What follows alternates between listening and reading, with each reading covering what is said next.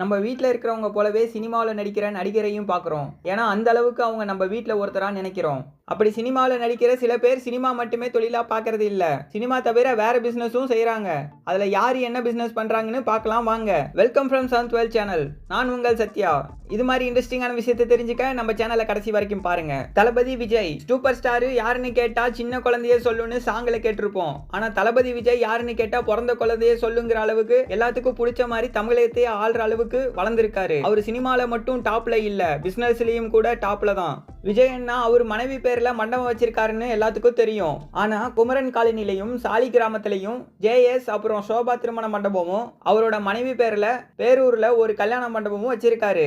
Real estate துறையிலையும் முதலீடு செஞ்சிருக்காருன்னு பல அடுக்குமாடி குடியிருப்பு வணிக வளாகங்களும் வாடகைக்கு விட்டுருக்காருன்னு சொல்றாங்க. தளபதி விஜய் யாருக்கெல்லாம் பிடிக்குமோ அவங்க எல்லாம் நம்ம சேனலுக்கு லைக்க போட்டு விட்டுருங்க. ஆக்டர் ஜீவா படங்கள்ல எந்த அளவுக்கு கவனம் செலுத்துறாரோ அதே அளவுக்கு அவரோட பிசினஸையும் பாத்துக்கிறாரு. 2011 டி நகர்ல 1MBங்கிற பெயர்ல ஹோட்டலை திறந்திருக்காரு. பிரம்மாண்ட இயக்குனரான சங்கர் தான் இந்த ஹோட்டலை திறந்து வச்சிருக்காரு. இங்க சாட் வகைகளும் பீட்சா பர்கர் உணவு வகைகளும் வழங்குறாங்க. இந்த தொழில் இவருக்கு பெரிய அளவில் லாபம் கொடுத்து வருதுன்னு சொல்றாங்க. ஜீவா ரெஸ்டாரண்ட் போனீங்கன்னா அந்த அனுபவத்தை கமெண்ட்ல சொல்லுங்க.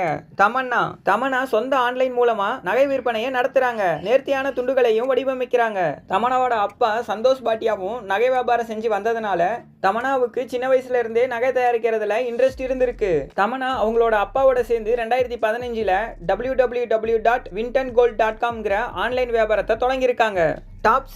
டாப்ஸி பண்ணு கியூட்டா நடிக்கிற பொண்ணா தான் பார்த்துருப்பீங்க.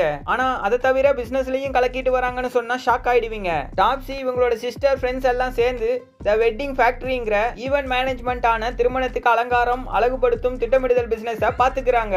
அது மட்டும் இல்லாம பிரீமியர் பேட்மிண்டன் லீக் விளையாடும் பூனே 7 ஏசன் பேட்மிண்டன் உரிமையாளராகவும் இருக்காங்க.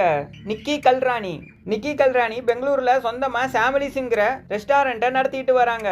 ரெஸ்டாரண்ட் திறப்பு விழாப்ப ₹1 உணவுகளை கொடுத்திருக்காங்க. அங்க காஃபி பர்கர் சாண்ட்விச் உணவுகளை வழங்குற உணவகமா வடிவமைச்சிருக்காங்க. ஆர்யா சினிமாவில் மட்டும்தான் அவரோட ஸ்டைல் ஆக்ஷன்லாம் பார்த்திருப்பீங்க. ஆனா அவர் பிசினஸையும் ஸ்டைலா நடத்திக்கிட்டு வராரு. சீஷல்ங்கிற கடல் உணவகத்தை நடத்திக்கிட்டு வராரு. அங்க கடல் உணவு தவிர சைனீஸ் தந்தூரி கான்டினென்ட் உணவு வகைகளும் கொடுக்கறாங்க.